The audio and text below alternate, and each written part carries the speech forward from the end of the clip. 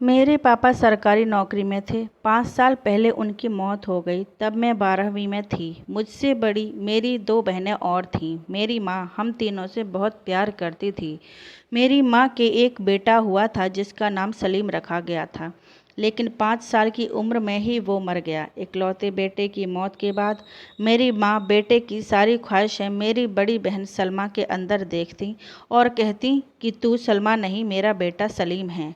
तू ही मेरे बुढ़ापे का सहारा है। मैं बीएड कर चुकी थी और टीचर की सरकारी नौकरी की तैयारी में थी। मेरी दोनों बड़ी बहनें मुझसे बेहद प्यार करती थीं। जब पापा जिंदा थे तभी उन्होंने अपने एक दोस्त के बेटे से मेरी बड़ी बहन सलमा की शादी कर दी थी। लेकिन शादी के 3 महीने बाद ही सलमा को उसके पति ने छोड़ दिया और वो ससुराल को छोड़ कर मायके आ गई। पापा के मरने के 2 साल बाद मेरी मम्मी ने मेरी बड़ी बहन सलमा की दूसरी शादी एक तलाकशुदा आदमी से कर दी। लेकिन यह शादी भी ज़्यादा नहीं चल पाई और 1 साल से भी कम समय के अंदर सलमा को उसके शौहर ने भी तलाक दे दिया।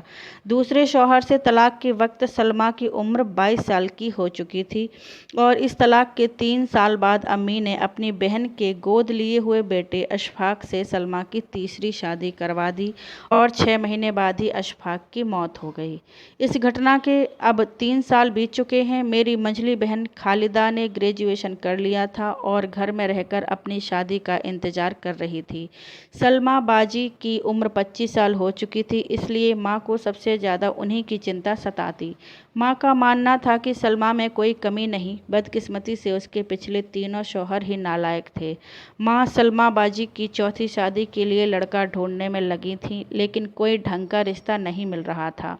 3 शादियों के फेल होने के बाद मेरी बड़ी बहन सलमा ने तो ठान लिया था कि वो अब शादी नहीं करेगी, लेकिन माँ को उसकी यह बात पसंद ही नहीं थी। मेरी माँ ने पिता की मौत के बाद उनकी पेंशन से हम तीनों बहनों को पढ़ाया लिखाया और अपनी बेटियों की शादी के लिए कुछ रुपए जोड़कर भी रखा था, लेकिन कहीं से कोई रिश्ता नहीं आ पा रहा था। इस बात से मेरी माँ तो दुखी थी ही, साथ ही मेरी मंझली बहन खालिदा भी दुखी रहती थी, क्योंकि बड़ी बहन के घर में रहते उसकी शादी कैसे हो सकती थी।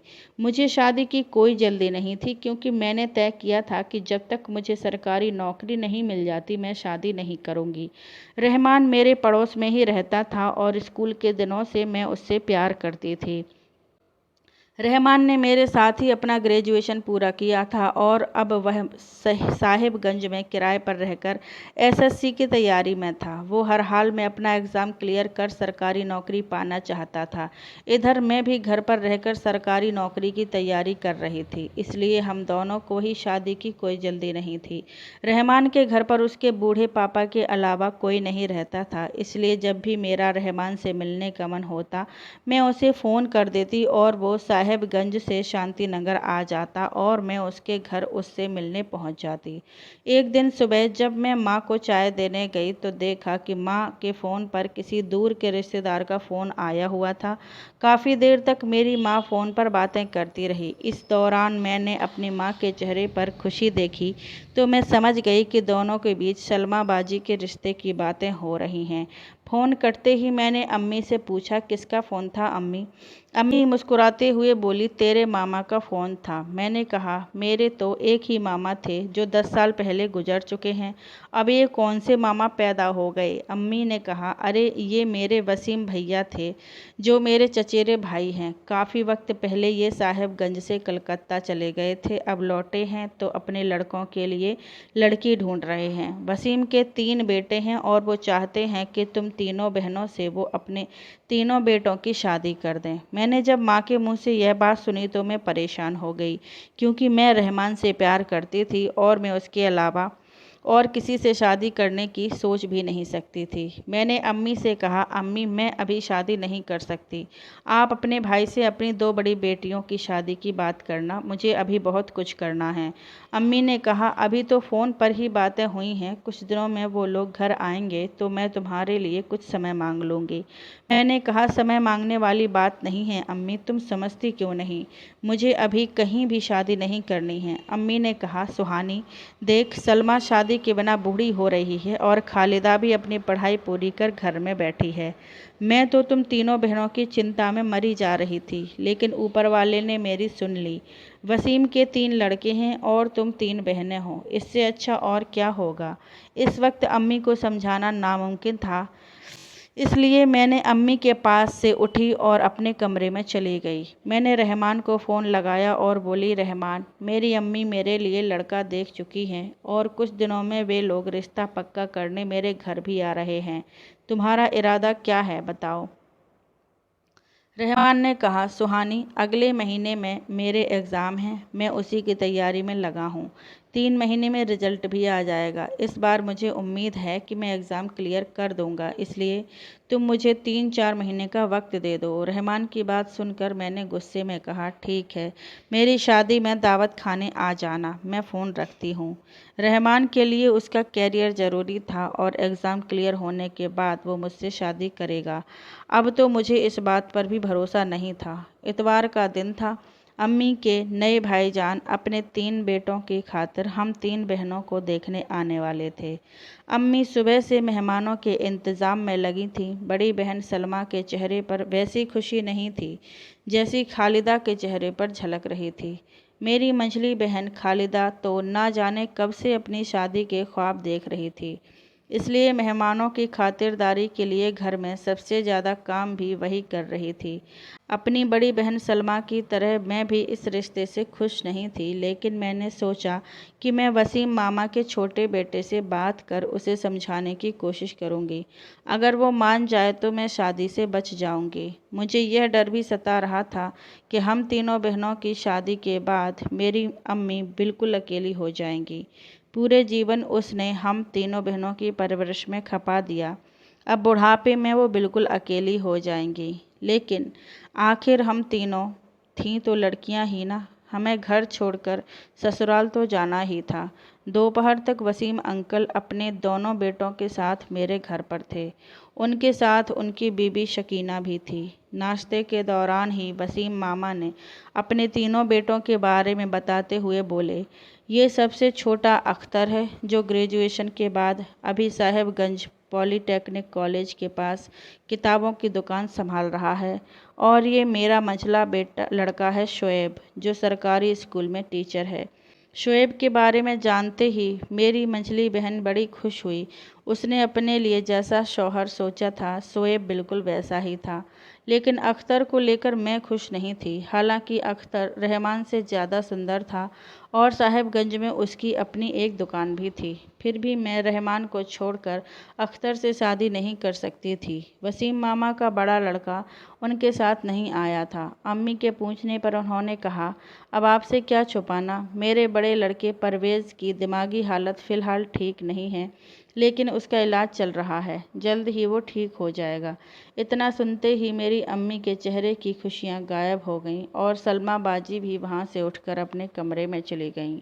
थोड़ी देर की खामोशी के बाद वसीम मामा की बीबी शकीना बानो ने कहा, 5 साल पहले परवेज की शादी हुई थी और उसके एक खूबसूरत सी बेटी भी हुई। परवेज अपनी बीबी से बहुत प्यार करता था, लेकिन 6 महीने पहले ही उस औरत ने परवेज को धोखा दिया और अपनी छोटी सी बच्ची को लेकर रातों रात फरार हो गई। इस बात का परवेज के दिमाग पर गहरा असर पड़ा और वो सदमे में चला गया। पिछले 6 महीने से परवेज का इलाज चल रहा है।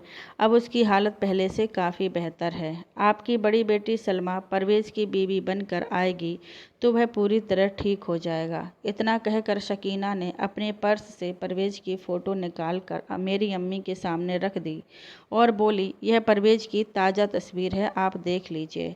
अम्मी ने परवेज की फ़ोटो को हाथ में उठाया और कुछ देर देखने के बाद शकीना से बोली, आपके बड़े बेटे के बारे में जानकर दुख हुआ। मैं अपनी बड़ी बेटी सलमा से बात कर जल्द ही आपको इत्तला कर दूंगी। जाते हुए शकीना मामी ने मेरी अम्मी से कहा कि उनके बड़े बेटे की शादी के लिए अगर आपकी बड़ी बेटी राजी नहीं हुई तो फिर मैं तुम्हारे घर अपने किसी भी बेटे का रिश्ता नहीं कर पाऊंगी। रिश्तेदारों के चले जाने के बाद घर में अजीब सा माहौल हो गया था। मेरी मंझली बहन और मेरी अम्मी तो किसी भी तरह इस रिश्ते को जोड़ना चाहते थे, लेकिन मैं और मेरी बड़ी बहन सलमा इस रिश्ते के खिलाफ थे।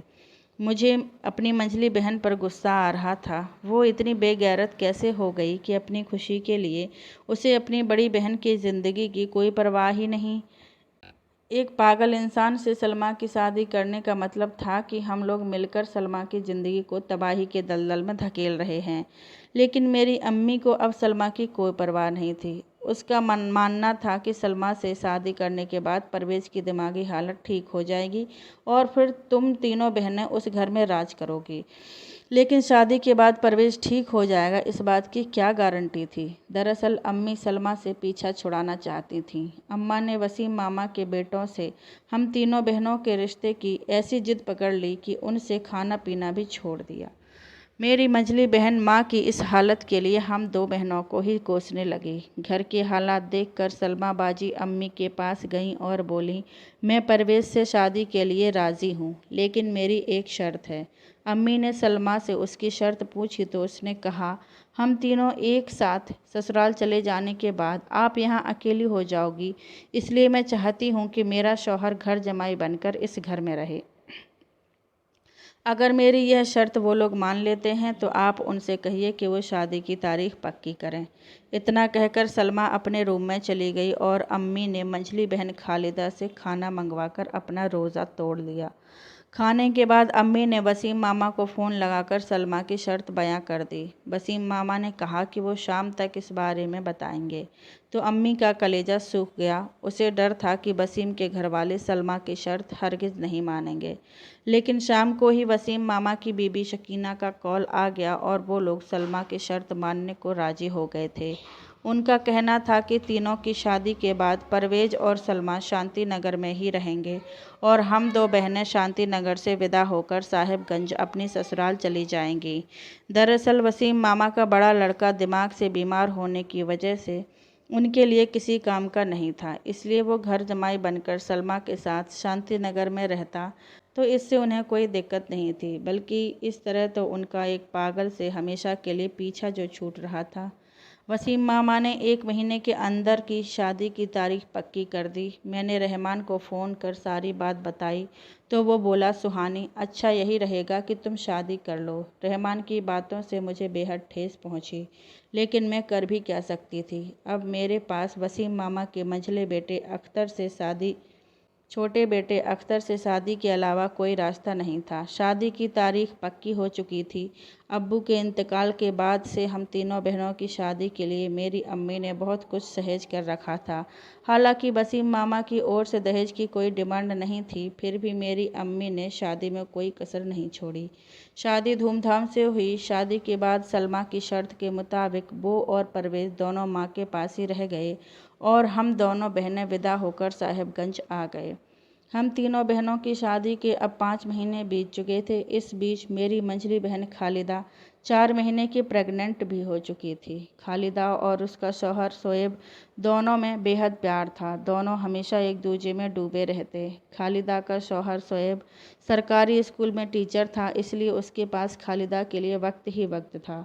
मेरा शौहर अख्तर भी मुझसे बेहद प्यार करता था, लेकिन मैं उससे ज़्यादा तवज्जो नहीं दे पाती थी, क्योंकि मैं ससुराल में रहकर अपने एग्ज़ाम की तैयारी में लगी रहती और अख्तर को भी अपने बिजनेस से फुर्सत नहीं मिल पाती थी। इस बीच रहमान से मेरी कोई बात नहीं हुई थी, लेकिन मैं उसके एग्ज़ाम के रिज़ल्ट के इंतज़ार में थी और एक दिन मुझे पता चला कि रहमान का एग्ज़ाम क्लियर हो गया। उसकी इस कामयाबी की बधाई देने के लिए मैंने उसे फ़ोन लगाया। वो बहुत खुश था। मैंने उससे कहा, शादी कब कर रहे हो? उसने कहा, मैं तो शादी कर चुका हूँ। मैंने कहा, तुमने कब शादी कर ली? उसने कहा, तुम यह सब जानकर क्या करोगी? मैं रहमान की बात सुनकर काफ़ी हैरानी में थी। फ़ोन कटने के बाद काफ़ी देर तक मैं सोचती रही। रहमान शांति नगर में मेरे पड़ोस में रहता था। उसने शादी कर ली और किसी को खबर भी नहीं लगी। मैंने अपनी अम्मी को फ़ोन लगाकर रहमान की शादी के बारे में पूछा तो उसने बताया कि रहमान ने एक तलाकशुदा औरत से शादी कर ली और वो अब शांति नगर छोड़कर चला गया है। मेरी शादी को 5 महीने हो चुके थे। इन 5 महीनों में मैं एक बार ही अपने मायके शांति नगर जा पाई थी, वो भी सिर्फ एक दिन के लिए। लेकिन मेरी मंझली बहन खालिदा तो एक दिन के लिए भी मायके नहीं गई। वो अपने शौहर को छोड़कर कहीं जाना भी नहीं चाहती थी, लेकिन मुझे अपनी अम्मी और बड़ी बहन सलमा की बहुत याद सताती थी। अम्मी ने बताया था कि सलमा की वजह से परवेज़ की हालत सुधर रही है।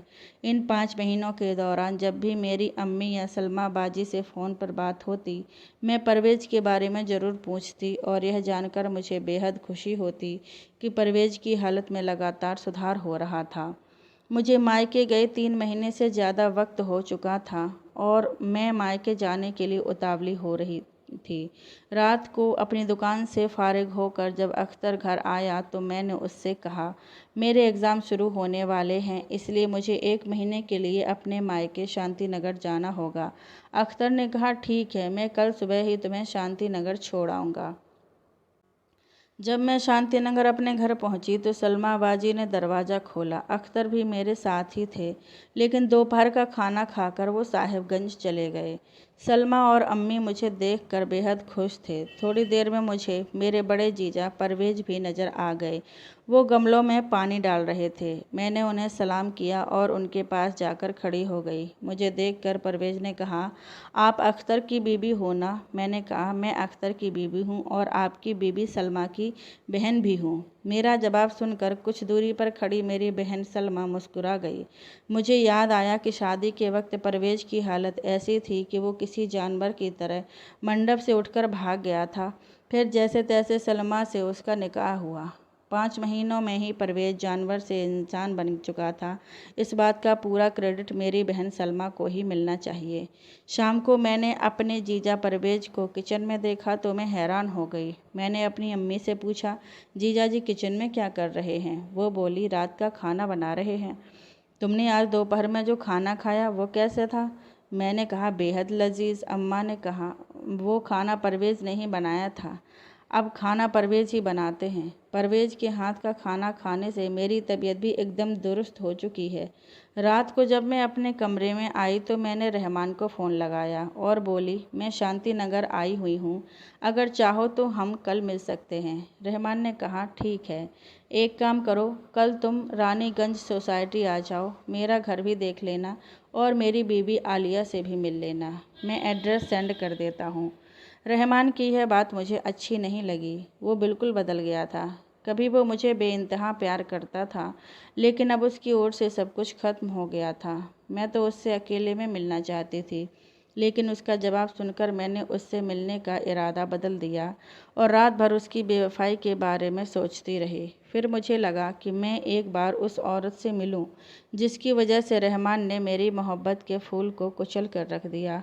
अगली सुबह अम्मी से मुझे मालूम चला कि सलमा बाजी 2 महीने की प्रेग्नेंट हैं, तो मेरी खुशी का ठिकाना ही नहीं रहा। मैंने सलमा बाजी को बाहों में भर लिया और उससे कहा, तुम सच में बहुत अच्छी हो बाजी। तुम समझदारी ना दिखाती तो 3 औलादों के होने के बावजूद आज अम्मी बिल्कुल अकेली हो जाती। तुम्हारी समझदारी की वजह से ही एक पागल आदमी ठीक हो गया। मुझे तुम पर गर्व है बाजी। तभी अम्मा ने कहा, मेरा इकलौता बेटा सलीम 5 साल की उम्र में दुनिया से चला गया था। तभी से मैं सलमा को ही बेटा मानती थी और मुझे इस बात का पूरा यकीन था कि सलमा ही मेरे बुढ़ापे का सहारा बनेगी। आज मेरी इस लाडली बेटी ने बेटे और बेटी में फ़र्क करने वाले लोगों को गलत साबित कर दिया। जिस परवेज को बड़े से बड़े डॉक्टर्स ठीक ना कर पाए, उसे सलमा ने ठीक कर दिया। माँ की बातें सुनकर सलमा मुस्कुराई और अपने रूम में चली गई। मैं भी सलमा बाजी के पीछे उसके रूम में गई और उसके बगल में बैठ गई। मेरी ओर देखकर सलमा ने मुस्कुराते हुए जवाब दिया, दरअसल परवेज एक लड़की से प्यार करता था, लेकिन घर का बड़ा बेटा वही था। सारी जिम्मेदारी उसी के कंधों पर थी, इसलिए जिस लड़की से वह प्यार करता था उससे शादी नहीं कर पाया और उस लड़की ने भी घर वालों के दबाव में आकर कहीं और शादी कर ली। बाद में परवेज ने भी शादी कर ली। परवेज की एक बेटी हुई तो परवेज पर जिम्मेदारियों का बोझ और बढ़ गया। उस वक्त परवेज के अब्बू वसीम मामा कलकत्ता में रहते थे और परवेज के बाकी के दोनों भाई तब बेरोजगार थे। साहिबगंज पॉलीटेक्निक कॉलेज के सामने वाली किताबों की जो दुकान इस वक्त तुम्हारा शौहर अख्तर संभालता है, वो दुकान परवेज ने ही बनाई थी। एक दुकान के सहारे इतने बड़े परिवार की जिम्मेदारी संभालना मुश्किल था। तब परवेज ने अपने घर के ऊपर के कमरों को किराए पर उठा दिया। कुछ समय बाद ही परवेज की बीवी एक किराएदार के साथ भाग गई। सदमे में परवेज ने चूहे मारने की दवा पी ली, लेकिन वो बच गया। जहरीली दवा का असर उसके दिमाग पर ऐसा हुआ कि लोग उसे पागल कहने लगे। बड़े बेटे की ऐसी हालत जानकर परवेज के अब्बू जब कलकत्ता से लौटकर साहेबगंज आए तो उन्होंने उसका काफ़ी इलाज करवाया, लेकिन परवेज ठीक नहीं हुआ। तब उन्होंने उसकी दूसरी शादी का फैसला किया और इस तरह हम सबकी शादी हो गई। अपनी बहन सलमा के मुँह से परवेज की यह कहानी सुनकर मुझे अपने जीजा परवेज पर बेहद तरस आने लगा। मैंने सलमा से कहा, परवेज भैया को पहले उनकी प्रेमिका ने धोखा दिया और बाद में उनकी बीवी ने भी उन्हें कहीं का नहीं छोड़ा। ऐसी धोखेबाज औरतें कितनी बुरी होती हैं ना बाजी। मेरी यह बात सुनकर सलमा ने गहरी सांस ली और कहा, परवेज की वो प्रेमिका जिसने उसे धोखा दिया वो कोई और नहीं बल्कि मैं ही हूँ। यह बात सुनकर मेरे तो होश उड़ गए। मैंने कहा, तुमने ऐसा क्यों किया? सलमा ने कहा, तब अब्बू जिंदा थे और मैं साहेबगंज पॉलीटेक्निक कॉलेज से डिप्लोमा कर रही थी। कॉलेज के बाहर ही परवेज की किताबों की दुकान थी और कॉलेज आने जाने के दौरान मुझे परवेज से प्यार हो गया। परवेज भी मुझसे बेइंतहा प्यार किया करता, लेकिन जब अब्बू को यह बात पता चली तो उन्होंने मेरा कॉलेज छुड़वा दिया और मेरी शादी तय कर दी। शादी के बाद मैं भी परवेज को भूल गई, लेकिन एक दिन मेरे शौहर ने मुझसे पूछा कि क्या शादी से पहले तुमने किसी आदमी से जिस्मानी ताल्लुकात बनाए थे? मैंने उसे परवेज के बारे में सब कुछ सच सच बता दिया और वह मेरे इस सच को हजम नहीं कर पाया। नतीजा यह हुआ कि मेरे पहले शौहर ने मुझे तलाक दे दिया। अब्बू के इंतकाल के बाद अम्मी ने मेरी दूसरी शादी करवा दी और शादी के बाद एक दिन मेरे दूसरे शौहर ने भी वही सवाल कर दिया और फिर वो भी सच हजम नहीं कर पाया और उसने भी मुझे तलाक दे दिया। मेरा तीसरा शौहर पहले से बीमार था। शादी के बाद वो मुझे विधवा बनाकर मर गया। जब परवेज का रिश्ता आया और परवेज की अम्मी ने परवेज की फ़ोटो दिखाई तो मुझे लगा कि अपनी गलती सुधारने का मुझे मौका मिल गया। मैंने परवेज को घर जमाई बनाने की शर्त भी इसीलिए रखी ताकि मैं पूरी आज़ादी के साथ उसका इलाज कर सकूं और मैं उसे नज़दीक के प्राइवेट हॉस्पिटल में एक साइकियाट्रिस्ट के पास ले गई। उन्होंने हॉस्पिटल में 2 महीने तक परवेज का बेहतरीन इलाज किया और मैंने घर पर उसकी अच्छी तरह देखभाल की, जिसका नतीजा यह हुआ कि परवेज बिल्कुल ठीक हो गया। अब मेरा पुराना वाला परवेज मुझे वापस मिल चुका है, इसलिए मैं बेहद खुश रहती हूँ। सलमा बाजी की बातें सुनकर मैं बेहद हैरान थी। जब इंसान न्याय की आस छोड़ देता है तो वक्त खुद ही इंसाफ कर देता है। सलमा बाजी के साथ वक्त का यह इंसाफ मुझे अब समझ आने लगा था। मुझे अपने मायके आए हुए 1 महीने का वक्त गुजर चुका था। इस बीच मेरे एग्ज़ाम भी ख़त्म हो चुके थे और अख्तर का भी लगातार फ़ोन आ रहा था, लेकिन मैं अभी साहेबगंज अपनी ससुराल जाना नहीं चाहती थी। एक दिन अख्तर का फ़ोन आया और उसने 2 दिन बाद मुझे बुलाने के लिए मेरे घर आने की बात कही। तो मैंने तय किया कि साहेबगंज जाने से पहले मैं एक बार रहमान के घर ज़रूर जाऊंगी। अख्तर का फ़ोन कटते ही मैंने रहमान को फ़ोन लगा दिया, लेकिन उसका फ़ोन लगातार बिजी जा रहा था। मैंने रहमान को एक मैसेज किया कि मैं आज तुम्हारे बताए एड्रेस पर आने की सोच रही हूँ, लेकिन दोपहर तक मैसेज का कोई जवाब नहीं आया तो मैं अपने काम में लग गई। आधे घंटे बाद मेरी अम्मी ने मुझे बताया कि पड़ोस में रहमान के अब्बू रिजवान मियाँ का इंतकाल हो गया है। यह खबर सुनकर मुझे लगा कि अब मुझे रहमान और उसकी बीवी से मिलने रानीगंज उसके घर जाने की ज़रूरत ही नहीं पड़ेगी, क्योंकि वो लोग खुद ही यहाँ पहुँचने वाले ही होंगे। थोड़ी देर में मेरे मोबाइल पर रहमान का मैसेज आया कि वो इस वक्त शांति नगर में हैं, उसके अब्बू का इंतकाल हो गया है। मैं अपनी अम्मी के साथ रहमान के घर गई और रहमान के अब्बू का जनाजा उठने के बाद तक मैं रहमान के घर ही रही। इस बीच रहमान से दुआ सलाम होने के अलावा मेरी कोई बात तो नहीं हुई, लेकिन मैंने उसकी बीबी आलिया को देख लिया। वो बहुत सुंदर तो थी ही, लेकिन उम्र में रहमान से थोड़ी बड़ी भी थी। वो हमारे लिए पानी का गिलास लेकर आई तो मैंने उससे कहा, मेरा नाम सुहानी है, पड़ोस में ही मेरा घर है। 1-2 दिनों में अगर आपको फुर्सत मिले तो रहमान भैया के साथ मेरे घर आ जाइएगा। आलिया ने कहा, जी ज़रूर। मैं परसों यहाँ से रानीगंज के लिए निकलूँगी तो आपके घर से चाय पीकर ही जाऊँगी। मैं अम्मी के साथ अपने घर वापस आई और रहमान के बारे में सोचने लगी। आखिर आलिया ने रहमान पर ऐसा क्या जादू किया कि उसने मुझे ठुकरा दिया। आलिया खूबसूरत है, लेकिन क्या मैं आलिया जितनी खूबसूरत नहीं थी? आलिया तो रहमान से उम्र में 2-4 साल बड़ी ही थी। रहमान के अब्बू के इंतकाल हुए अब 2 दिन बीत चुके थे। सुबह सुबह मैं उठी ही थी कि अख्तर का कॉल आ गया। वो बोला कि वो साहिबगंज से निकल चुका है, 1 घंटे में शांति नगर पहुंच जाएगा। अख्तर का फ़ोन कटने के बाद मैं अपनी ससुराल जाने के लिए तैयारी में लग गई। बाथरूम से नहाकर निकली ही थी कि घर की डोर बेल बजी। मैंने दरवाज़ा खोला तो सामने रहमान और उसकी बीबी आलिया खड़ी थी। मैंने दोनों को अंदर बुलाया और घर के अंदर ले गई। ड्राइंग रूम में मेरी अम्मी रहमान और आलिया से बातों में लग गईं और मैं मेहमानों के लिए चाय बनाने लगी। तभी किचन में मेरे जीजा परवेज़ आ गए। उन्होंने कहा, सुहानी, अख्तर आ गया क्या? मैंने कहा, नहीं जीजा जी, अख्तर अभी नहीं आए। पड़ोस में रहने वाले रहमान और उनकी बीबी आए हैं, उन्हीं के लिए चाय बना रही हूँ। जीजा जी ने कहा, मुझसे कह देती, मैं बना लाता। अब तुम ड्राइंग रूम में जाकर बैठो, मैं चाय लेकर आता हूँ।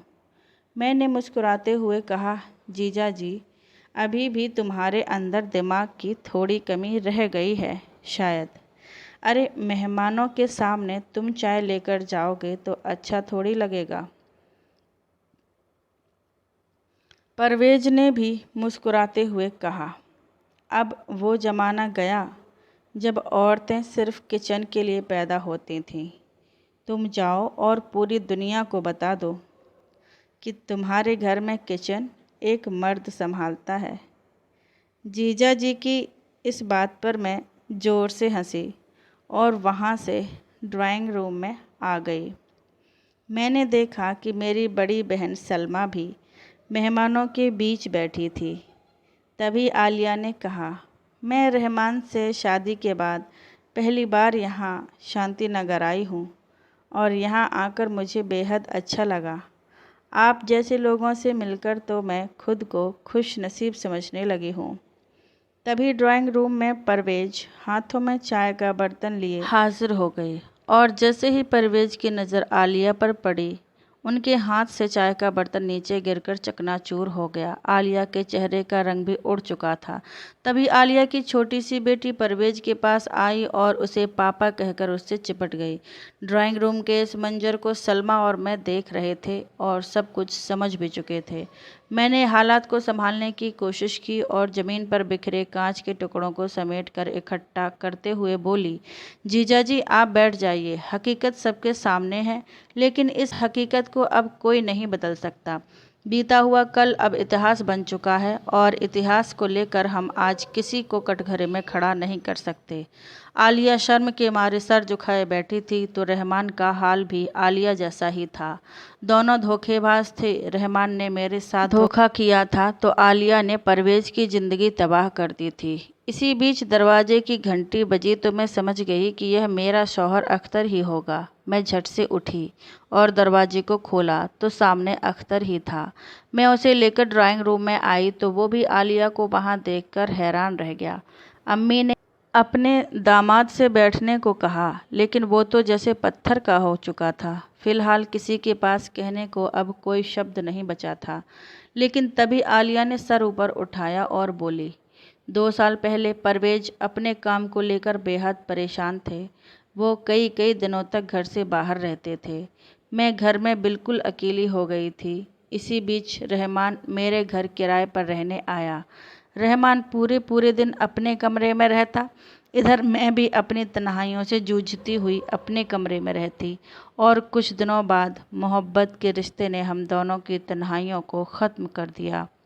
एक रात परवेज किसी काम से बाहर थे, रहमान मेरे कमरे में था। तभी अख्तर ने हम दोनों को साथ देख लिया और धमकी देकर चला गया कि सुबह होने पर वह घर में सभी को यह बात बता देगा। डर की वजह से उसी रात मैं और रहमान घर से निकल गए और रानीगंज आकर रहने लगे। सामने खड़ा अख्तर आलिया को देख देख कर गुस्से में लाल हुए जा रहा था, लेकिन मैंने उसे संभाला और आलिया को कहा कि वो रहमान के साथ रानीगंज के लिए निकल जाएं। दोनों उठे और अपनी बेटी को साथ लिए घर से निकल गए। उनके जाते ही मैंने अख्तर से कहा, अख्तर, जो हुआ उसे भूल जाओ। अख्तर ने कहा, कैसे भूल जाऊं? आलिया की बेवफाई की वजह से मेरे भाई की दिमागी हालत ख़राब हो गई और लोग उसे पागल कहने लगे थे। मैंने कहा, अंत भला तो सब भला। अब तुम्हारे भाई बिल्कुल ठीक हैं। उन्हें सलमा के रूप में एक अच्छी बीवी मिल चुकी है और खुशखबरी की बात यह है कि तुम्हारी बड़ी भाभी सलमा इस वक्त प्रेग्नेंट भी हैं। यह बात सुनकर अख्तर का सारा गुस्सा ख़त्म हो गया और उसने अपनी भाभी सलमा के हाथों को पकड़कर चूम लिया। 1 साल बीत चुके हैं। अब मैं साहिबगंज के केंद्रीय विद्यालय में सरकारी टीचर हूँ और मेरी बहन सलमा ने एक बेटे को जन्म दिया है।